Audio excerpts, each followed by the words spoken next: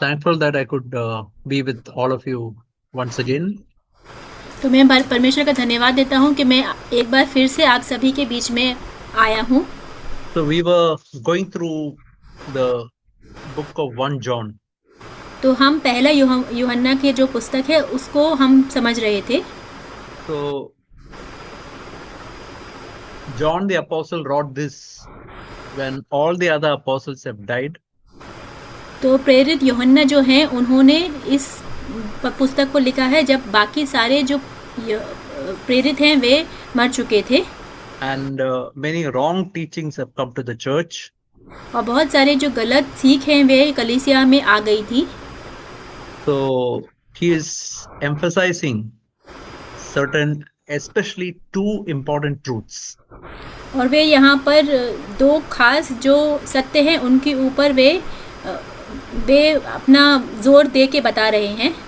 One is our fellowship with God the Father and Jesus Christ.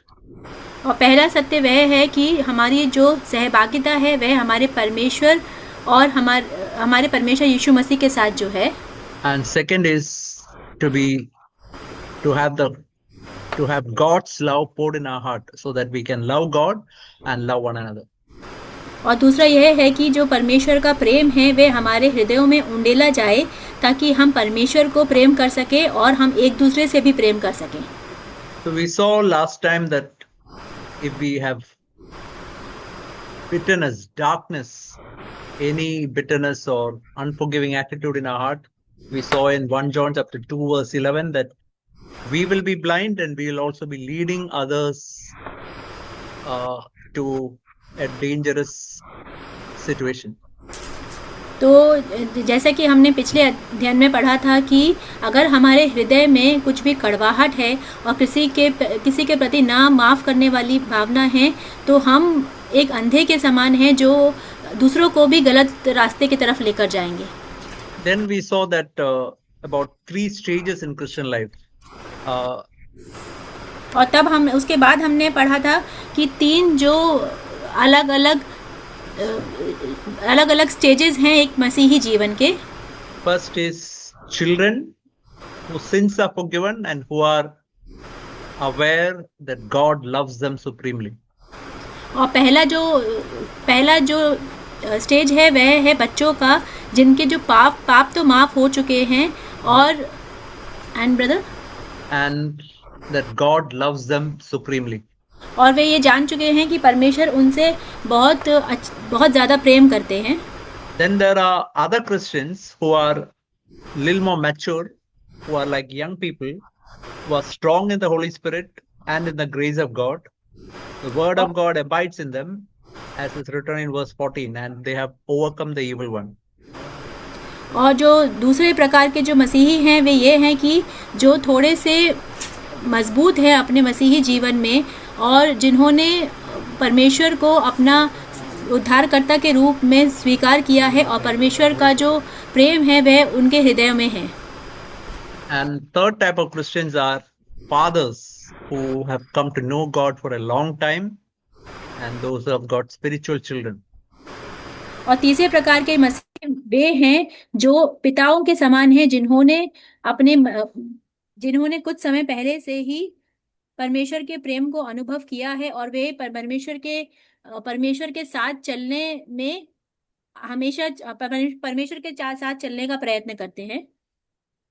There is a common exhortation for all these 3 types of believers. That is, you should not love the world.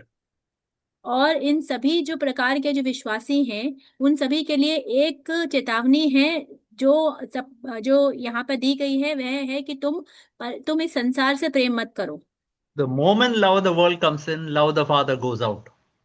और जैसे ही इस संसार का प्रेम तुम्हारे अंदर आ जाएगा तो जो पिता है उसका प्रेम तुम्हारे हृदयों से निकल जाएगा। Then we can also say if God's love, Father's love comes in, then love of the world goes out of our life.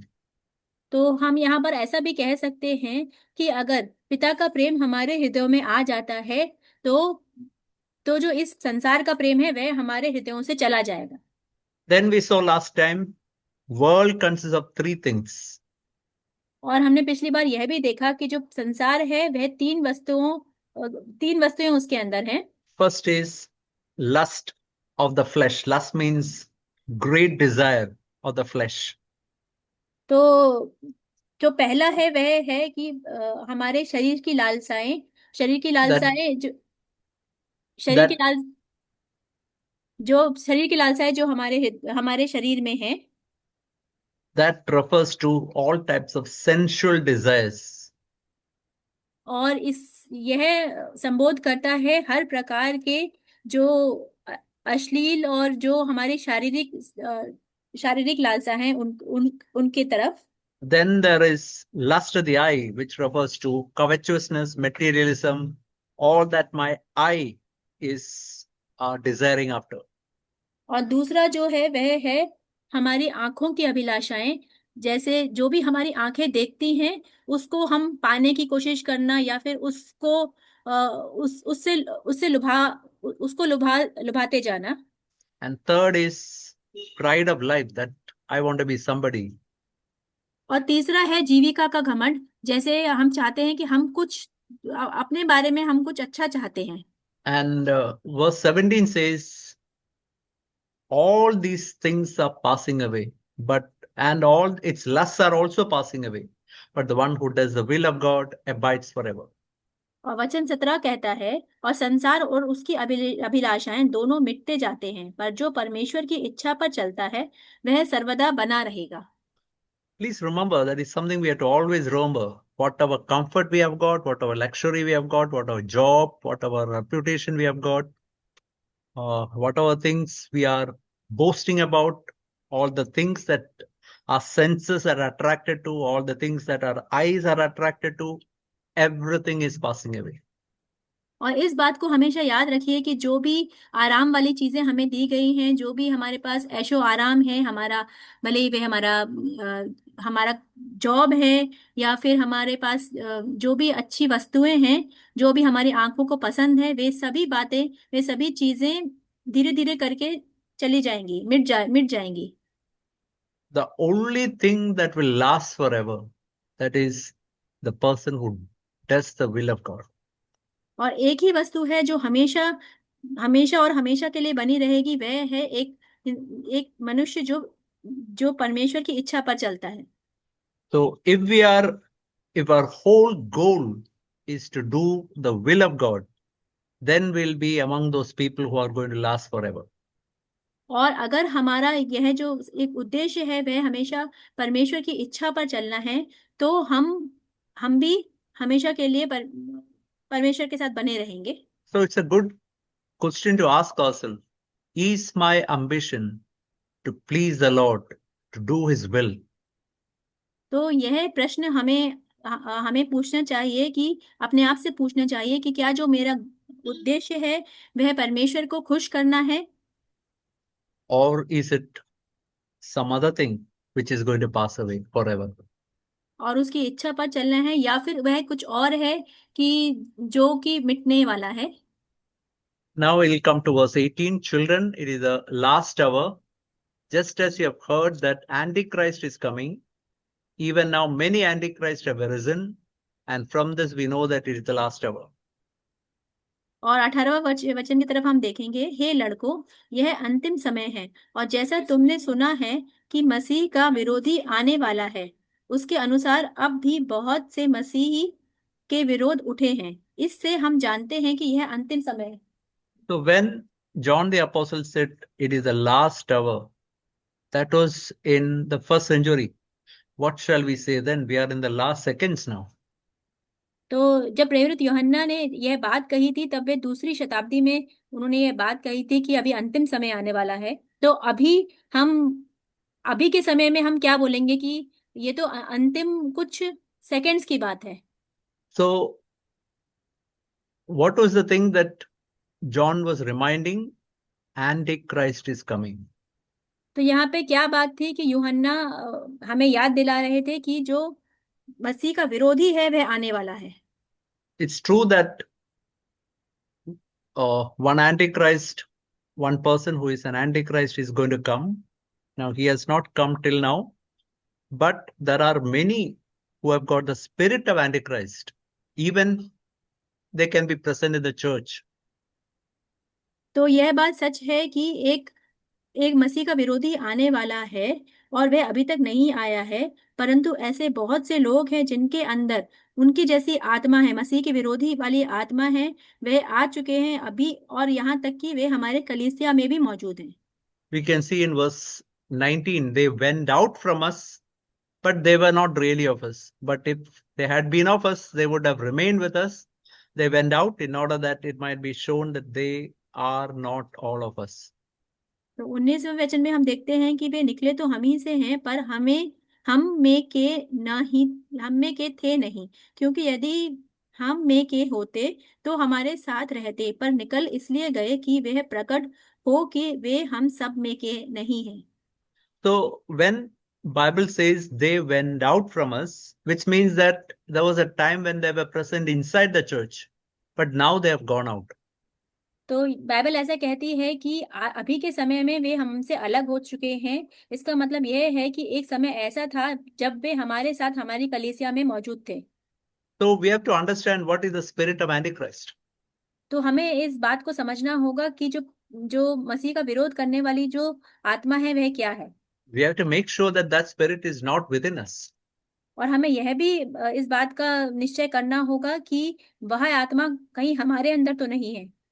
So we can read one verse with respect to the Antichrist in 2 Thessalonians 2 verse 4. तो जो मसीह का विरोधी करने वाली जो आत्मा है उसके बारे में हम दूसरा थिस्सलुनीयन के दूसरे अध्याय में पढ़ सकते हैं। Chapter 2 verse 4. उसका दूसरा अध्याय का चौथा वचन। Who opposes and exalt himself above every so-called God or object of worship, so that he takes his place in the temple of God, displaying himself as being God. जो विरोध करता है और हर एक से जो परमेश्वर या पूज्य कहलाता है अपने आप को बड़ा ठहराता है, यहाँ तक कि वह परमेश्वर के मंदिर में बैठकर अपने आप को परमेश्वर प्रकट करता है। So what is the essence of the Antichrist? तो जो मसीह की विरोधी जो एंटी क्राइस्ट आत्मा है उसका क्या निष्कर्ष है? Is a spirit that exalt himself. वह एक ऐसी आत्मा है जो खुद अपने आप को ऊंचा उठाती है, And a spirit that displays himself as God. और एक ऐसी आत्मा जो अपने आप को परमेश्वर के तुल्य और परमेश्वर बताता है। So it's very important that we have to have the spirit of Christ, that's the spirit of humility. और यह बहुत ही आवश्यक है कि हमारे अंदर एक दीनता वाली आत्मा और यीशु मसीह वाली आत्मा हो। The moment we exalt ourselves even a wee bit in our thoughts or imaginations, that is not the spirit of Christ. That's the spirit which is opposite of Christ, Antichrist. तो जिस भी क्षण हम अपने आप को, यहाँ तक कि अगर हम अपने विचारों में भी अपने आप को ऊंचा उठाते हैं और अपने बारे में कुछ घमंड की बात सोचते हैं, तो उसी क्षण हमारे अंदर वह परमेश्वर यीशु मसीह की विरोधी वाली आत्मा आ जाती है। We can also read of the spirit of Antichrist in 1 John chapter 4, verse 2 and 3. और हम जो अंतिक्राइस्ट वाली आत्मा है उसके विषय में पहला यूहन्ना उसका चौथा अध्याय verse 2 and 3. Verse 2 and 3. उसका दूसरा और तीसरा अध्याय में पढ़ सकते, दूसरा तीसरा वचन में पढ़ सकते हैं। By this you know the spirit of God. Every spirit that confesses that Jesus Christ has come in the flesh is from God. Every spirit that does not confess Jesus is not from God. This is the spirit of Antichrist, of which you have heard that it's coming. Now it's already in the world. परमेश्वर का आत्मा तुम इसी रीति से पहचान सकते हो कि जो कोई आत्मा मान लेता है कि यीशु मसीह शरीर में होकर आया है वह परमेश्वर की ओर से है, और जो कोई आत्मा यीशु को नहीं मानती वह परमेश्वर की ओर से नहीं, और वही तो मसीही के विरोधी की आत्मा है जिसकी चर्चा तुम सुन चुके हो कि वह आने वाला है और अब भी जगत में है। So when we read this verse carefully, we can find that it's not written of a confession with our mouth. और अगर हम इस वचन को बहुत अच्छे से पढ़ेंगे तो हम समझ पाएंगे कि यहाँ पर अपने मुंह से उस बात को अंगीकार करने के विषय में नहीं कहा गया है। It's written every spirit that confesses that और Jesus has not come in. Every spirit that does not confess Jesus is not from God.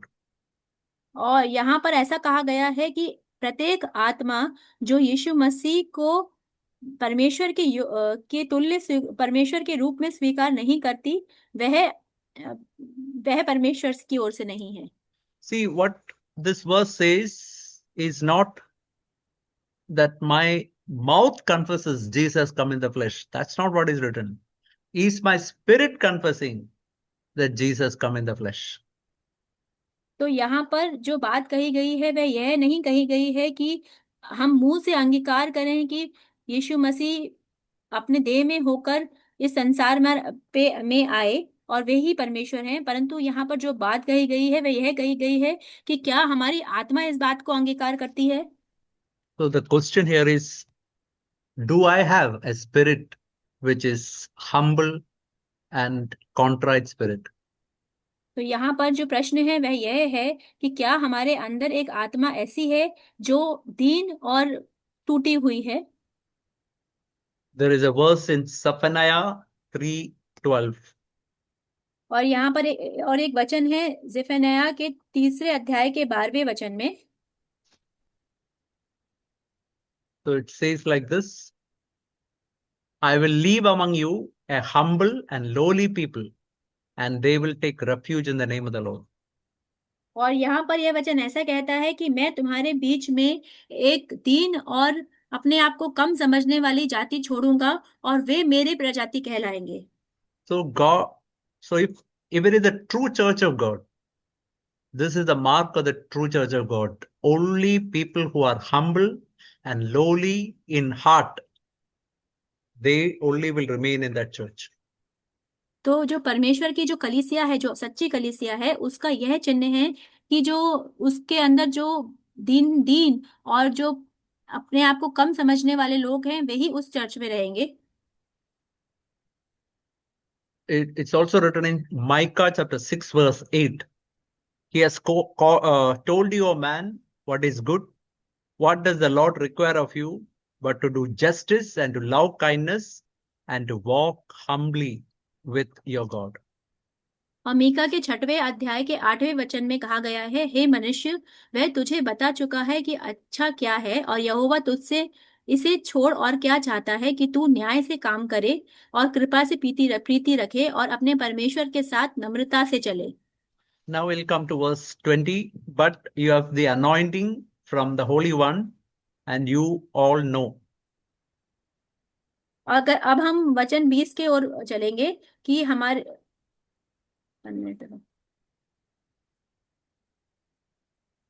कि तुम्हारे अंदर तुम्हारा तो उस पवित्र से अभिषेक हुआ है और तुम सब कुछ जानते हो।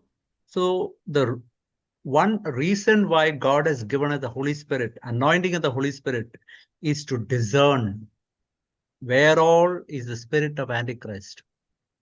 तो एक जो उद्देश्य है जिसके वजह से परमेश्वर ने हमें पवित्र आत्मा का अभिषेक दिया है, वह है कि हम समझ जाएं, जान जाएं और जांचें कि जो एंटी क्राइस्ट है उसकी आत्मा कहाँ है। It's very important that we have to discern that spirit and move away from that spirit. और यह भी आवश्यक है कि हम ऐसी आत्माओं से, ऐसी जगहों से दूर चले जाएं। Verse 21, I have not written to you because you do not know the truth, but because you know it, because you do know it, and because no lies of the truth. वचन 21 कहता है, मैंने तुम्हें इसलिए नहीं लिखा कि तुम सत्य को नहीं जानते, पर इसलिए कि उसे जानते हो और इसलिए कि कोई झूठ सत्य की ओर से नहीं। So we can see here another characteristic of Antichrist. और यहाँ पर हम देख सकते हैं एक और चरित्र जो मसीह विरोधी का है। What is the another characteristic? Is the spirit of lying. और दूसरा जो जो उसका गुण है वह है कि उसके अंदर एक झूठ बोलने वाली आत्मा है। So, where truth is there Jesus is there. Where lie is there, you can see the spirit of Antichrist present there. तो जहां पर सत्य है वहां परमेश्वर यीशु मसीह है, और जहां पर झूठ है वहां जो मसीह विरोधी आत्मा का, हम बोल सकते हैं कि वहां मसीह विरोधी आत्मा है। Now we can come to verse 22. Who is the liar? But the one who denies that Jesus is the Christ. This is the Antichrist, one who denies the Father and the Son. Verse 23. Whoever denies the Son does not have the Father, and whoever confesses the Son has the Father also. तो वचन 22 और 23 में कहा गया है, झूठा कौन है? केवल वह जो यीशु के मसीह होने का इनकार करता है, और मसीह का विरोधी वही है जो पिता का और पुत्र का इनकार करता है। जो कोई पुत्र का इनकार करता है उसके पास पिता भी नहीं, जो पुत्र को मान लेता है उसके पास पिता भी है। So we saw the first characteristic of Antichrist is he exalt himself. तो पहला चरित्र जो मसीह विरोधी का है वह यह है कि वह खुद को ऊंचा उठाता है। Second characteristic is the spirit of lying is present. दूसरा चरित्र है यह है कि उसके अंदर झूठ बोलने वाली जो आत्मा है वह मौजूद है। Now the third characteristic is the characteristic where it denies that Jesus is the Christ. और जो तीसरा चरित्र है वह यह है कि वह इस बात का अंगीकार नहीं करता और इस बात को झूठा ठहराता है कि यीशु मसीह Jesus is the Christ. कि यीशु ही मसीह है। Christ means Messiah, anointed one. तो मसीह होने का मतलब है यीशु शब्द का अर्थ है मसीहा, जो कि अभिषेक किया हुआ है। And it's written here, he denies the Father and the Son. और यहाँ कहा गया है जो मसीही विरोधी है वह पिता को और पुत्र दोनों को ही इनकार करता है। See, it is not a confession with a mouth. It is a confession with a spirit. और यहाँ पर यह एक मुंह के द्वारा अंगीकार करना नहीं है, वह एक हमारा आत्मा से अंगीकार करना है। See, when we confess Father and the Son, it means that what we are really saying is that Son was in submission to the Father all the time. और जैसे ही हम पिता को और पुत्र को दोनों को ही अंगीकार करते हैं और उनको मानते हैं, तो इसका मतलब यह है कि हम इस बात को बता रहे हैं कि जो पुत्र है वह हर समय अपने पिता की बात को मानता है। You look into the life of Jesus, he was always listening to the Father, and there was 100% submission to the Father. और अगर हम यीशु मसीह के जीवन में देखेंगे तो हमेशा हर समय वह अपने पिता की बात को सुनता था और अपने पिता के अधीन रहता था। We can say that there was perfect fellowship between Father and the Son. और हम ऐसा कह सकते हैं कि उन दोनों के बीच में, पिता और पुत्र के बीच में एक सिद्ध सहभागिता हमेशा बनी रहती थी। Now, in the same way, what God wants in our life also is that we are in 100% submission to God the Father and Jesus Christ. और इसी प्रकार से परमेश्वर हमारे जीवन से भी यही चाहते हैं कि हम हमेशा और हर समय अपने पिता और यीशु मसीह के साथ सहभागिता में बने रहें। See, we are saying that I'm only submitting to most of the things that the Father is telling. Maybe I submit to the Father in 95% of things. Now, that is not true submission. और यदि हम ऐसा कहें कि हम अपने पिता के बहुत ज्यादातर बातों को मानते हैं, मान लीजिए कि हम 99% उनकी बातों को मानते हैं, तो यह जो अधीनता है यह पूरी अधीनता नहीं है। Imagine a wife tells the husband, see, most of the days I live with you, but 1 or 2 days I cannot live with you. I have to live with somebody else. Now, you cannot call that wife a faithful wife. तो यहाँ पर मान लीजिए कि एक पत्नी है, वह अपने पति से कहती है कि हर दिन तो ज्यादातर दिन तो मैं आपके साथ रहूंगी, परंतु सिर्फ एक दिन मैं किसी और के साथ रहूंगी। तो यहाँ पर इस पत्नी को हम एक अच्छी पत्नी, एक अधीन पत्नी नहीं बता सकते। So when we confess Father and the Son, what we are really confessing is there was total submission and obedience of Son to the Father. और जैसे ही हम यहाँ बताते हैं कि और अंगीकार करते हैं कि पिता और पुत्र के विषय में, तो हम इस बात का भी अंगीकार करते हैं कि जो पुत्र है वह हमेशा हर समय अपने पिता के अधीन रहता था और और उनके साथ सहभागिता में चलता था। That the only life God wants from each of us is a life where we are in total submission to God the Father and God the Son. और एक एक ऐसा ही जीवन परमेश्वर हमसे चाहते हैं, और सिर्फ वही एकमात्र जीवन चाहते हैं कि हम हमेशा अपने पिता और पुत्र दोनों की बातों के अधीन हो जाएं और उनके साथ चलें। Now we can come to verse 24. As for you, let that abide in you which you heard from the beginning. If you heard from the beginning abides in you, you also abide in the Son and in the Father. 24वें वचन में हम देखते हैं, जो कुछ तुमने आरंभ से सुना है वही तुम में बना रहे। जो तुमने आरंभ से सुना है, यदि वह तुम में बना रहे तो तुम भी पुत्र में और पिता में बने रहोगे। So we have to ask this question, what is the thing that we heard right from the beginning? तो हमें यह प्रश्न पूछना है कि वह क्या बात है जो हमने शुरुआत से सुनी है। We can say the starting point of Christian life is a close and intimate relationship with God the Father, God the Son, and God the Holy Spirit. तो हम ऐसा बता सकते हैं कि जो सबसे प्रारंभ की बात है जो हमने अपने मसीही जीवन में सुनी है, वह है कि अपने पिता, परमेश्वर जो पिता है, परमेश्वर जो पुत्र है और परमेश्वर जो पवित्र आत्मा है, इन तीनों के साथ, त्रिदेव परमेश्वर के साथ हमारी सहभागिता और इनके अधीन रहना चाहिए। See, Christianity is not a religion. It is not reading Bible, going to church, praying. That is not Christianity. जो जो मसीह जीवन है वह एक धर्म जैसा नहीं है कि हम अपनी बाइबल को पढ़ रहे हैं, हम कलीसिया में जा रहे हैं, वह इस प्रकार नहीं है। It is a close and intimate relationship with the Father. वह एक एक नजदीकी और एक बहुत ही करीबी वाली सहभागिता है जो हमारी परमेश्वर के साथ है। That was what John the Apostle was emphasizing right from the beginning in this letter. और यही बात प्रेरित यूहन्ना अपने इस पत्र में शुरुआत से लेकर अभी तक बता रहे हैं। He is telling in 1 John chapter 1 verse 1 itself that what was from the beginning there was a tremendous fellowship between God the Father, God the Son, and God the Holy Spirit.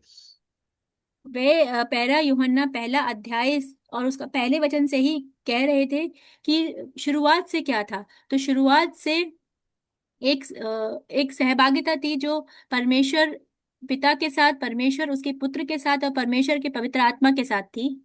And when we look into the life of Jesus, that was what we saw every day in his life. He was living in continuous fellowship with the Father. और यही बात हम यीशु मसीह के जीवन में देखते हैं कि पहले दिन से वह एक ना टूटने वाली सहभागिता उनकी थी उनके पिता के साथ। And that is exactly what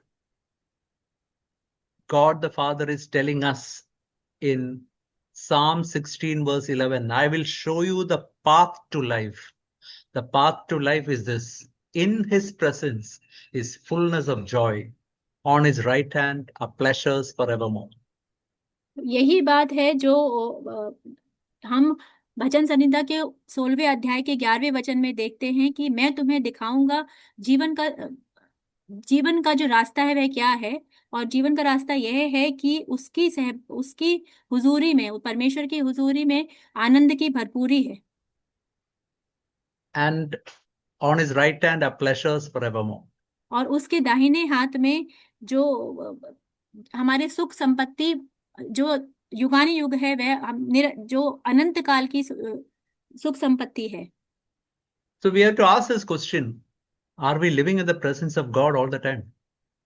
तो हमें यह प्रश्न पूछना चाहिए कि क्या हम परमेश्वर की हुजूरी में हमेशा हर समय जी रहे हैं? That is the thing that we have heard from the beginning.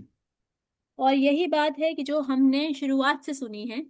What is the mark that we are in the presence of God? और इस बात का चिन्ह क्या है कि हम परमेश्वर की हुजूरी में हैं? There will be fullness of joy in our heart.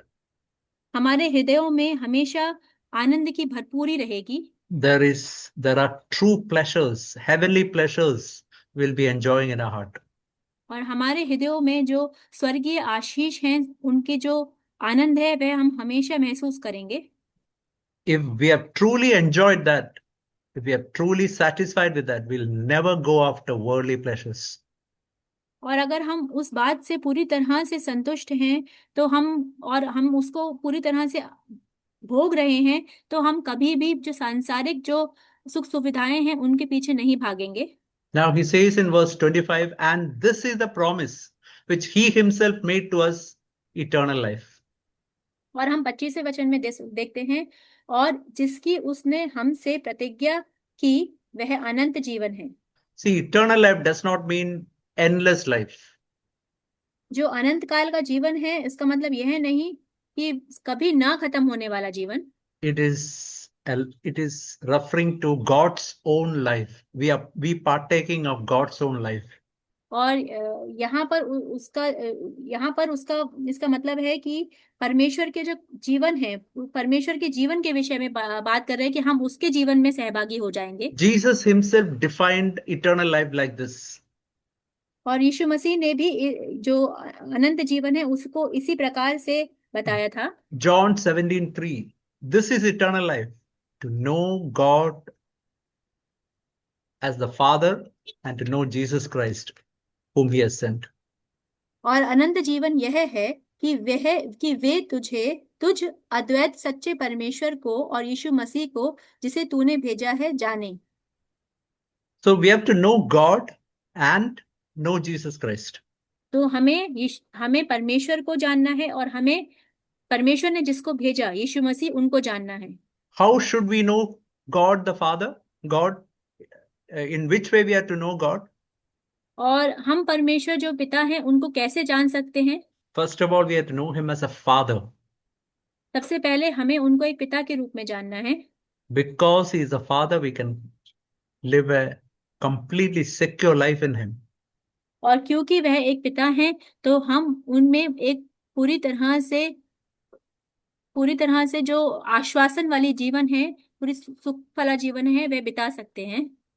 Bible also tells the father is a vine dresser. Wine dresser. Yeah, that is written in, I am the true vine. अच्छा, ओके ब्रदर। And तो my father is a vine dresser.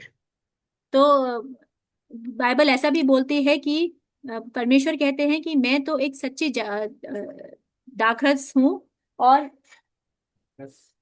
My father is a vine dresser. मेरे पिता वह दाखलता है। Okay, वो जो And दाखरस बांटने वाले हैं। yeah, in the same way, we can see Bible telling us of God as a judge, God as an almighty. There are so many ways God the Father is presented in the Bible. और इसी प्रकार परमेश्वर को अलग अलग प्रकारों से परमेश्वर को बताया गया है बाइबल में। वह तो सर्वशक्तिमान है। एंड ब्रदर अनदर Almighty, सर्वशक्तिमान है। Almighty God, परमेश्वर सर्वशक्तिमान yeah, परमेश्वर है as the judge of everything. और वह एक न्यायी है। We should know Jesus Christ as our life, और यीशु मसीह को हमें अपने जीवन के रूप में जानना चाहिए, as a true vine. और एक सच्ची दाखरस के रूप में जानना चाहिए। Just like a branch, when it is abiding in a tree, that sap comes to the branch and makes it fruitful. We have to know Jesus as the true vine. तो जिस प्रकार से एक जो दाखलता है वह एक एक पेड़ में बनी रहती है, तभी उस पेड़ का जो जो पोषण है वह उस तक पहुंचता है, उसी प्रकार से हमें भी यीशु मसीह को जानना चाहिए। There are many other ways we can know Jesus as a husband, as a bridegroom, as a shepherd, और ऐसे बहुत सारे प्रकार हैं जिस प्रकार हम यीशु मसीह को जान सकते हैं। एक हमारे हमारे पति के रूप में, एक दूल्हे के रूप में, और एंड and a shepherd. और एक चरवाहे के रूप में। So it is wonderful to know God and Jesus Christ in various ways. और यह एक बहुत अद्भुत बात है कि हम परमेश्वर को और यीशु मसीह को अलग अलग तरीकों से जान पाए। It is a very important thing to get a revelation of God the Father and God Jesus Christ in different roles in our life. और यह बहुत महत्वपूर्ण है कि हम यह इस बात का प्रकाशन जान पाए कि हम अलग अलग रूप में परमेश्वर को और यीशु मसीह को जान पाए। We can see in verse 26, these things I have written to you concerning those who are trying to deceive you. और 26वें वाक्य में हम पढ़ सकते हैं कि यह बातें मैंने तुम्हें कही हैं कि कोई तुम्हें भरमाता ना रहे। Verse 27, as for you, the anointing which you receive from him abides in you, and you have no need for anyone to teach you. But as the anointing teaches you about all things, and it's true and not a lie, just as it has taught you, you abide in him.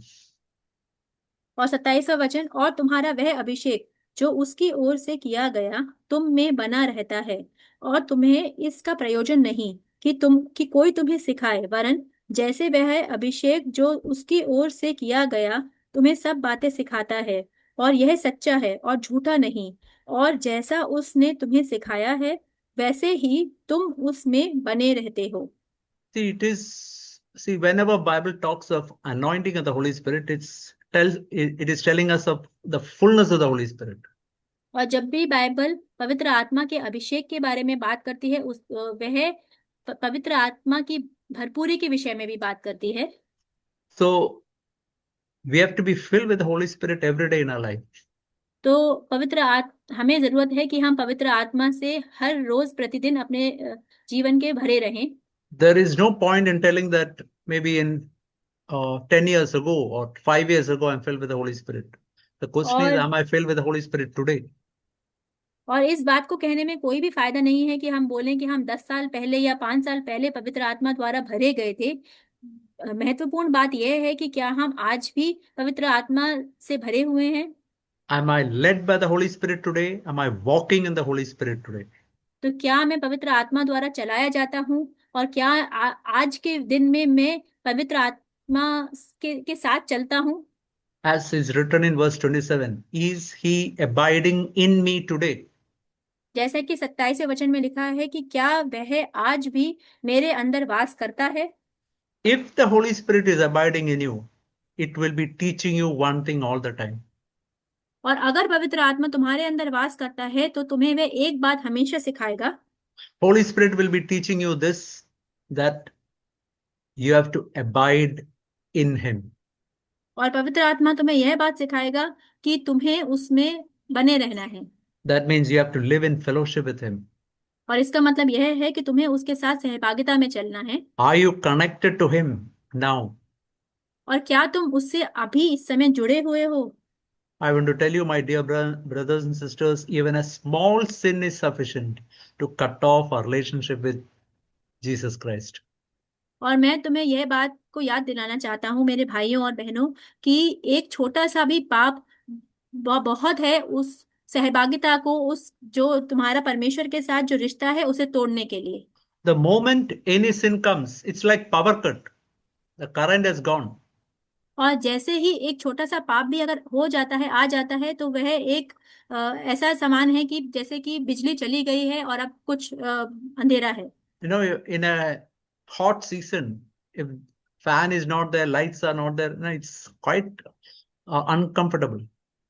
और जैसे कि गर्मी, ये इस प्रकार है कि गर्मी के मौसम में अगर बिजली नहीं है और पंखा भी नहीं चल रहा है और लाइट भी नहीं चल रही है, तो बहुत हमें आरामदायक स्थिति नहीं है। Are you uncomfortable when your relationship with the God, relationship with the Father is cut off? तो क्या तुम्हें यह बात तकलीफ देती है कि जब तुम्हारा जो परमेश्वर के साथ रिश्ता है, वह सहभागिता जो है वह कटी हुई है? Are you trying to restore it as quickly as possible? तो क्या तुम उस रिश्ते को, उस सहभागिता को जल्द से जल्द जोड़ना चाहते हो? How can we restore the relationship? और तुम उस रिश्ते को किस प्रकार जोड़ सकते हो? By confessing our sin and forsaking our sin. अपने पापों को अंगीकार करके और उसको उससे मुंह फेर के। And that is exactly what he says in next verse also, 28. Now little children abide in him, so that when he appears, you have confidence and not shrink away from him in shame at his coming. निदान निदान हे बालकों, उसमें बने रहो कि जब वह प्रकट हो तो हमें हियाव हो और हम उसके आने पर उसके सामने लज्जित ना हो। So when Jesus comes again, can we face him with confidence? तो जब यीशु मसीह इस पृथ्वी पर फिर से आएंगे तो क्या हम उसका सामना पूरे हियाव के साथ कर पाएंगे? Or are we going to shrink away from him in shame at his coming? और या हम उनके सामने लज्जित होकर पीछे हटेंगे? How can we face him with confidence? हम उसको पूरे हियाव के साथ कैसे सामना कर सकते हैं? If we are abiding in him. अगर हम उनमें उसमें बने रहते हैं तो। If we are by 24/7 living in relationship with him. अगर हम 24 घंटे 7 दिन उनके साथ एक रिश्ते में बने रहते हैं। The moment a small sin comes, we go to God and forsake that sin, ask forgiveness for that sin, and restore a relationship with him. Then we can face him when he comes back with confidence. और जैसे ही एक छोटा सा भी पाप हमसे हो जाए तो हम उसी क्षण जल्द से जल्द परमेश्वर के पास जाकर उससे उस बात की माफी मांगकर और उस बात से मुंह फिराकर वापस परमेश्वर के साथ रिश्ता अगर बनाते हैं तो हम उनको हियाव के साथ सामना कर पाएंगे। Now we can come to the last verse. If you know that he is righteous, you know that everyone who practices righteousness is born of him. और यदि तुम जानते हो कि वह धार्मिक है तो यह भी जानते हो कि जो कोई धर्म का काम करता है वह उससे जन्मा है। See, John is telling about two types of people. तो यहाँ पर यूहन्ना दो प्रकार के लोगों के विषय में बात करते हैं। One type of people are those who are born again. और पहले प्रकार के जो लोग हैं वह जो जिनका नया जन्म हुआ है। You know what is the mark of them? और तुम जानते हो कि उनका जो चिन्ह है वह क्या है? They practice righteousness. वह धार्मिकता को धार्मिक काम करते हैं। What is the meaning practicing righteousness? और धार्मिकता का अभ्यास करना, इसका मतलब क्या है? You know what is a practicing doctor? तो एक अभ्यास करने वाला जो डॉक्टर है उसका मतलब क्या है? If a doctor goes to his clinic only once in a year, that is not a practicing doctor.